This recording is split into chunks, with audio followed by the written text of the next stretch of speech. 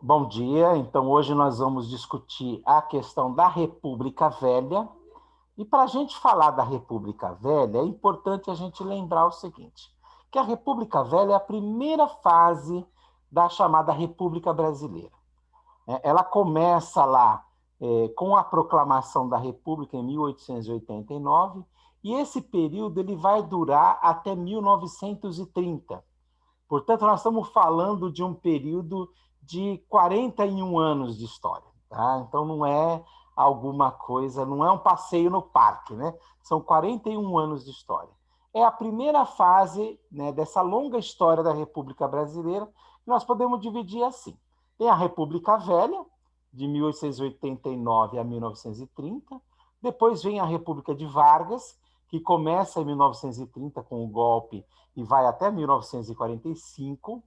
De 45 a 64 tem um período que a gente pode chamar de a redemocratização, né? É um período aí em que é feita uma nova Constituição, você tem um crescimento dos movimentos sociais. Depois de 64 é instalada a República Militar, a partir do golpe de 64. Essa República Militar vai durar até 1985, e de 85 até os dias atuais, a gente vive aí o período que é chamado de a Nova República. Bom, então essa aula de hoje nós vamos dedicar a esse primeiro período desse longo ciclo que a gente chama de República. E nesse primeiro período, aquilo que se destaca em primeiro lugar é o coronelismo. Tá? Quando a gente fala em coronelismo, nós estamos falando de um período em que o poder político ele ficou concentrado nas mãos de coronéis. Quem que são esses coronéis de que eu estou falando?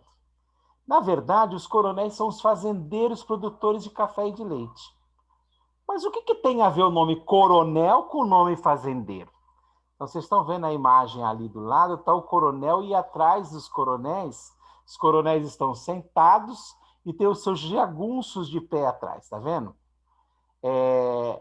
Os políticos eles concediam nessa época para os grandes proprietários esse título. Então, na verdade, era o título do coronel.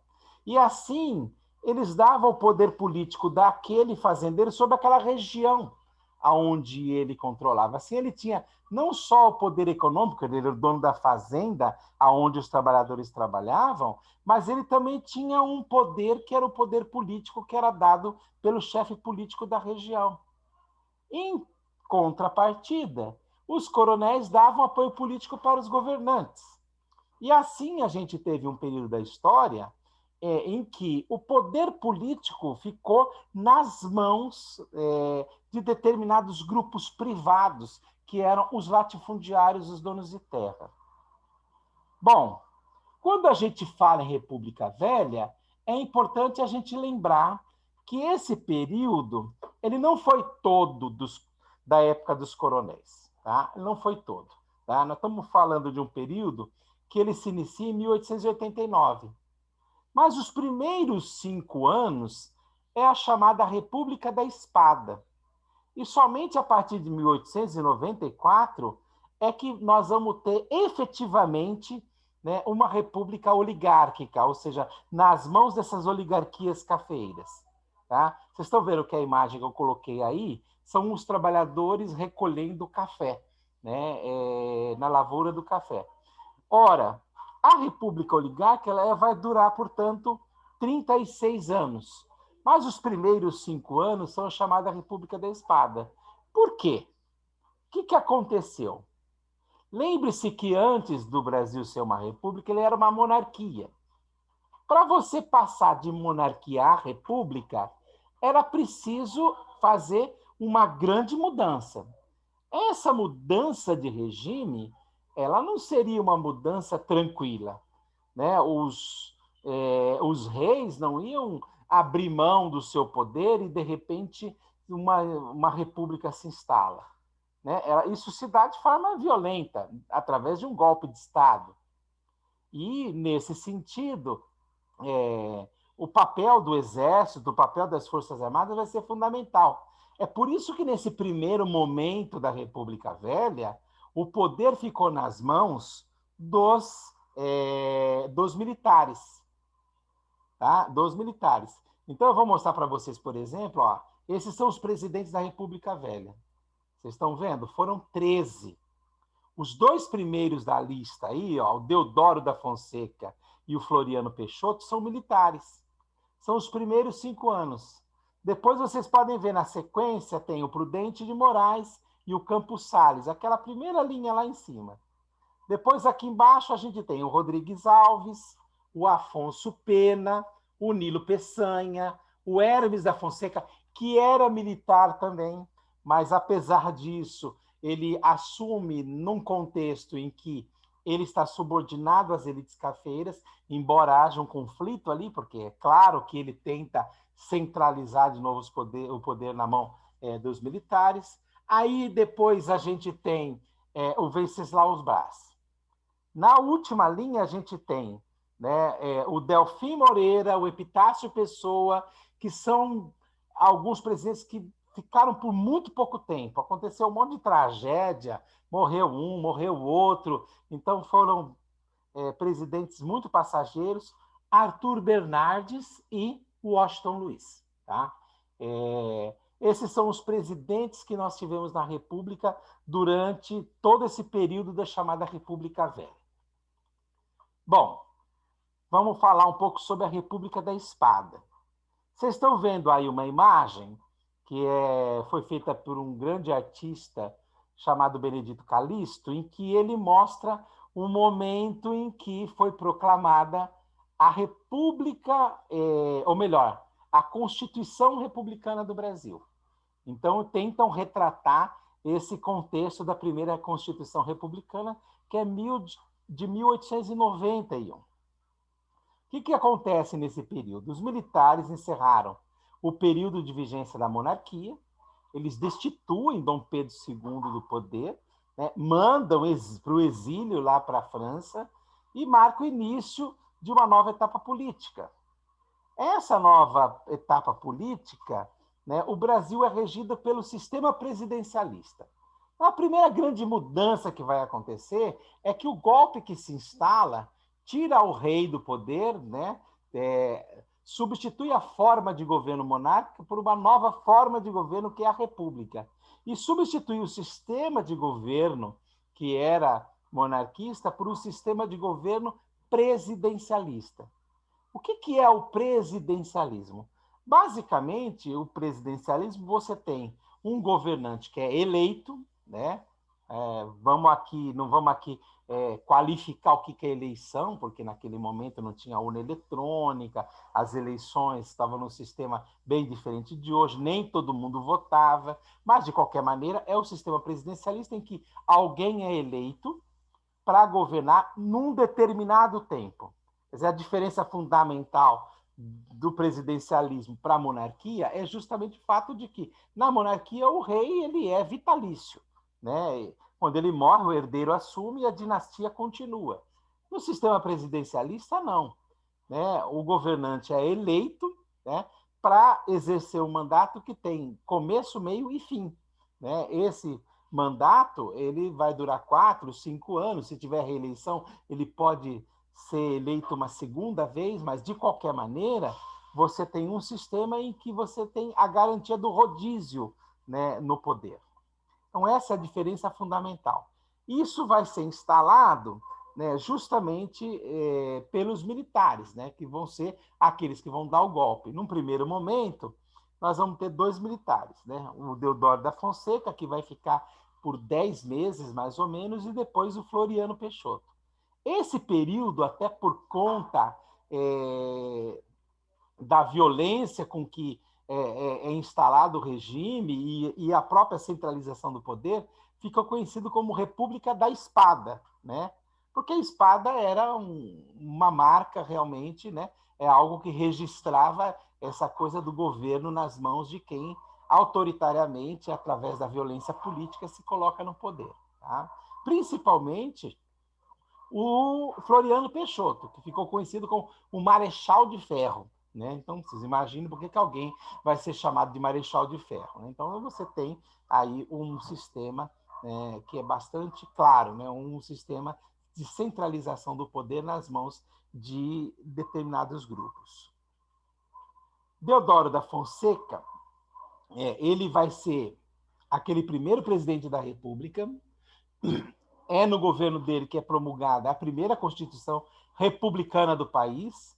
Tinha tido uma Constituição anterior, que era de 1824, mas aquela era uma Constituição do rei, né? Uma Constituição da monarquia. E para mudar de regime, você tem que construir uma nova Constituição. E essa nova Constituição, ela tinha algumas características importantes. Ela mudava algumas coisas muito importantes. Primeiro, ela criava um sistema presidencialista de governo, que é isso que a gente acabou de comentar. Ela criava, portanto, um sistema de eleições diretas para presidente, para deputados e para senadores. Ela estabelecia a separação do Estado e a Igreja. Porque, gente, o Estado e a Igreja Católica naquela época era quase que a mesma coisa. Para vocês terem uma ideia, antes da proclamação da República, não tinha certidão de nascimento. Sabe por que não tinha certidão de nascimento? Porque qual era a certidão que o cara tinha? A criança nascia, ele logo de pequeno era batizado. Quando ele era batizado, a igreja fazia um documento chamado batistério. Era nesse batistério que era colocado o nome do indivíduo, ou seja, essa era a certidão de nascimento do cara. Porque não existia esse negócio de registro civil, onde você registrava o cara que nasceu brasileiro em tal lugar. Então, qual que era o registro que se tinha? Era o batistério. Tá? Então, vejam como que é essa vinculação com a Igreja Católica. Né? Um outro exemplo dessa situação. Os primeiros registros de terra do Brasil eram feitos pelo pároco da igreja. Então, o cara era proprietário de uma determinada terra, o que determinava qual era a fronteira do território que ele possuía enquanto latifundiário era justamente uma certidão lavrada pelo padre da paróquia do qual ele fazia parte. Então, vejam que a igreja ela era ligada ao Estado, não havia uma separação clara. Com a implantação da República, há uma separação clara entre igreja é igreja, Estado é Estado. Tá? E essa separação, ela começa a partir daqui. Quer dizer, ela não é tão fácil essa separação, não, mas ela caracteriza uma diferença fundamental em relação a outros regimes em que essa separação não é tão clara. Vejam, por exemplo, os países teocráticos, como a gente tem no Irã, no Iraque, né, onde as constituições e os estados eles têm uma profunda influência da igreja. No caso lá não é católica, mas da igreja, da constituição daquela população. Tá? Aqui não, você tem essa separação. E ao fim do poder moderador, que na verdade era um poder que o rei tinha, que colocava ele acima do poder executivo, legislativo e judiciário. Ou seja, o rei ele tinha um poder que dava a ele a prerrogativa de simplesmente desobedecer uma ordem judicial, de simplesmente não sancionar uma determinada lei que fosse aprovada no Congresso. E, inclusive, ele podia simplesmente, a hora que quisesse, destituir o seu gabinete de governo, né, porque ele instalava um gabinete de governo, né, e esse parlamentarismo estava sob controle aí do poder, que era um poder moderador. Isso estava escrito na Constituição de 1824. E essa é uma mudança fundamental. Quer dizer, não dá para criar uma república mantendo essa lógica. Quer dizer, não dá para você substituir o rei pelo presidente e ele continuar tendo poderes moderadores. Então, esse fim do poder moderador, uma outra característica fundamental. Depois do Deodoro veio o Floriano Peixoto. Floriano Peixoto, ele assumiu a presidência logo depois da renúncia do Deodoro da Fonseca. O Deodoro, ele não deu conta de governar por muito tempo, né? Na verdade, ele pegou um país num momento extremamente complicado, ele fez empréstimos e precisou de resolver esses problemas. Aí ele criou um sistema, né, chamado encilhamento, né, em que ele capitalizou alguns bancos, isso deu um maior problema, depois teve que descapitalizar de novo, enfim, né, o país teve uma grande crise econômica, né, na época o, o ministro da Fazenda era o Rui Barbosa, né? E aí o Deodoro entrou numa, passou a ter uma dificuldade muito grande, ele despejou dinheiro para os banqueiros, vocês estão vendo essa charge que mostra ali, né? Esse despejar dinheiro para os magnatas da época, né? Mas o que acontece é que simplesmente ele teve muita pressão, principalmente das oligarquias, porque as oligarquias, na verdade, não queriam ali os militares. Eles usaram os militares para tomar o poder, mas elas queriam voltar para o poder. Tá? E aí assume, né, o Floriano Peixoto, né, que era um governante muito mais, muito mais criterioso do ponto de vista dos valores positivistas dos militares, com tendências nacionalistas mais claras, né? E ele impôs o seu governo de forma muito autoritária, ficou conhecido até por conta disso como Marechal de Ferro, e ele teve que enfrentar duas grandes revoluções, né? Ele teve duas grandes mobilizações contra o governo. A revolta da Armada no Rio de Janeiro, entre 1893 e 1894, que mostra que essas tropas aí de exército, marinha e tal, elas não estavam tão pacificadas assim em torno, né, desses marechais, porque havia então uma disputa interna de poder ali, e a Revolução Federalista, né, lá no Rio Grande do Sul, nesse período também entre 1893 e 1895, que inclusive só vai terminar no início do governo de Prudente de Moraes. Então, o Floriano teve que enfrentar essa situação, e assim nós entramos na segunda fase da República, que é a chamada República Oligárquica. Esse segundo período da República Velha, ele vai ser muito mais longo, ele vai começar com Prudente de Moraes ali e vai durar 36 anos. Tá? Então, ele se inicia com a eleição de Prudente de Moraes, ele assume logo depois da saída de Floriano Peixoto e começa com ele a chamada República do Café com Leite. Que na prática, o que era a República do Café com Leite? Essa república em que o poder estava nas mãos dos cafeicultores, principalmente dos cafeicultores de São Paulo e de Minas. Tá? Essa República do Café com Leite, ela vai estabelecer a lógica, né, do poder nas mãos desses coronéis que vão governar economicamente as regiões, né, os estados da nação, mas que também vão governar politicamente o próprio país. Esse cenário é o cenário que a gente vê, por exemplo, num filme chamado Tristeza do Jeca, que é de Mazzaropi, que eu quero comentar rapidamente com vocês. Mazzaropi é uma figura muito interessante. Tá?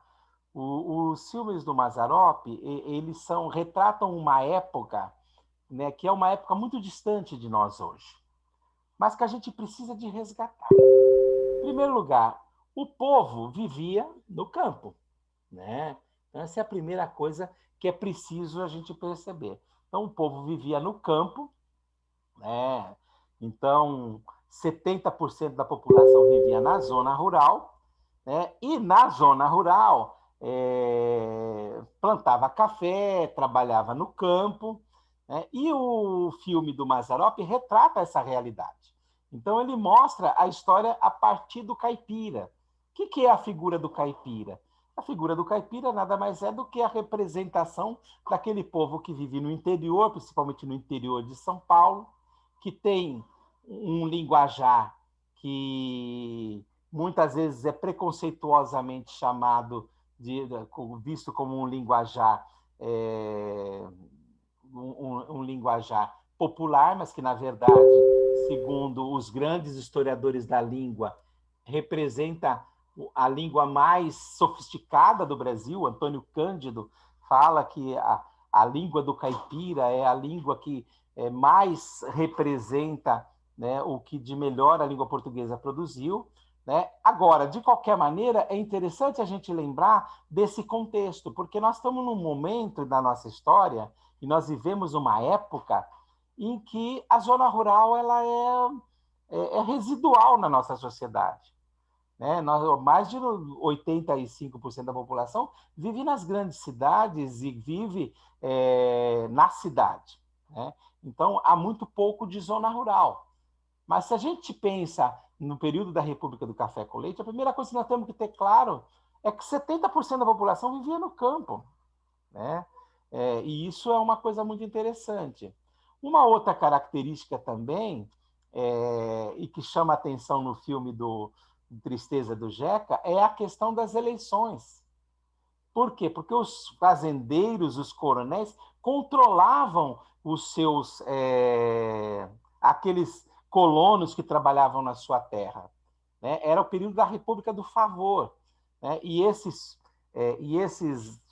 caipiras, trabalhando na fazenda dos grandes senhores, eles dependiam do favor desses senhores para continuar tendo trabalho, tendo uma terra e um lugar onde eles pudessem viver. E o Mazzaropi é bastante interessante para representar isso, porque o Mazzaropi tem essa história. Mazzaropi é de Taubaté. Taubaté é uma cidade aqui do estado de São Paulo que fica naquela região do Vale do Paraíba. Né? Se a gente olha um pouco para a história do café e a produção de café, ela começa ali, a partir da Baixada Fluminense do Vale do Paraíba, num primeiro momento com escravos. Né? E depois ela vai se espalhando e vindo para o interior do estado de São Paulo e mais para a região oeste. E assim vai começar a ocupar, principalmente a partir da criação de algumas estradas de ferro, vem para Bauru, vem para a região aqui de Ribeirão Preto, para São José do Rio Preto, para Araçatuba. Então começa a virar todo um cinturão verde, né, de produção de café. Né? E portanto, o Mazzaropi representa esse início justamente desse movimento aí. E ele, evidentemente, viveu muito tempo depois, ele é dos anos 60, 70, mas ele ainda vivia numa sociedade que estava passando por um processo de urbanização. As pessoas estavam saindo já do campo, indo para a cidade, mas ainda havia uma presença muito forte do campo, né? E é um pouco a partir daí que ele retrata nos seus filmes a realidade que vive. Essa música Tristeza do Jeca, assim como o filme, que é um dos filmes mais antigos dele, representa bem essa realidade. Aliás, se vocês tiverem oportunidade, né, eu sugiro aí que vocês assistam. Né? A gente encontra no YouTube, é muito fácil, o filme Tristeza do Jeca, de Mazzaropi. Vale a pena, gente, é muito interessante. Né? Inclusive porque é um filme que mostra o que era as eleições fraudadas daquela época. Tem uma cena divertidíssima em que ele mostra aquela festa eleitoral naquele contexto ali do voto de cabresto, dos currais eleitorais. Então, assim, é bem interessante porque mostra bem o que era esse tipo de república, que era a República do Café com Leite. Bom, a República do Café com Leite, ela vai ser um período, portanto, dominado por essas oligarquias, por esses poucos grupos que estão no poder. Né? Ela vai ser marcada por uma política concentrada nas mãos dos fazendeiros. Né? São Paulo tinha uma grande produção de exportação de café de Minas e de São Paulo, de café, e também Minas era produtor de leite. Esse domínio político na mão dos fazendeiros da República do Café com Leite depois vai criar grandes acordos, como nós vamos ver na próxima aula, a política dos governadores, e esse é um pouco o traço que a gente tem desse período da chamada República do Café com Leite. É importante também a gente pensar na República do Café com Leite como um período da história em que o Estado ainda não estava consolidado. Né? A gente ainda tinha uma presença muito forte, né, do clientelismo, e o começo do clientelismo porque o poder dos fazendeiros era maior do que o próprio poder do Estado, né? Então, havia ali, né, um momento aí de uma certa contradição entre os interesses que são impessoais do Estado, republicanos, e os interesses mais pessoais, mais ligados a essas elites do café.